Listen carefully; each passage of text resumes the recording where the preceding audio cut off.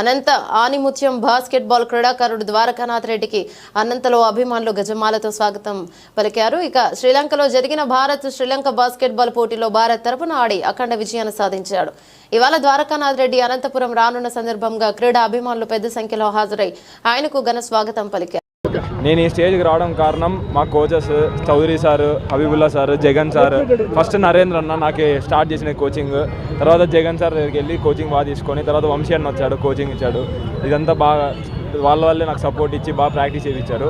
అందుకే నేను ఈ స్టేజ్కి వచ్చాను. నెక్స్ట్ టైం కూడా ఇట్లాగే పేరు నిలబెడతాననేసి అనుకుంటున్నాను. Thank you. కుమారుడైన ద్వారకానాథ్ రెడ్డి ఈరోజు ఇండియా టీంకి సెలెక్ట్ అయ్యి శ్రీలంకలో ఆడి దిగ్విజయంగా కప్పు గెలిచి ఇండియాకి వచ్చిన సందర్భంగా ఈరోజు మా అనంతపురం జిల్లాలో అతనికి మరూరు గేట్ నుండి మా ఇంటి వరకు భారీగా ర్యాలీ నిర్వహించాం. ఆ ర్యాలీకి మా బంధువులు కానీ, మా మిత్రులు కానీ, మా బంధువులు కానీ, మా మిత్రులు కానీ, మా కుమారు ఫ్రెండ్స్ కానీ, మా అన్న ఫ్రెండ్స్ కానీ ఇంతమంది కలిసి ఈ ర్యాలీని దిగ్విజయంగా, మామూలుగా కాదు మేము అనుకునే దానికన్నా 10 రెట్లు ఎక్కువగా జరిగింది. దీనికి సహకరించిన మా మిత్రులందరికీ ధన్యవాదాలు తెలుపుతున్నాను.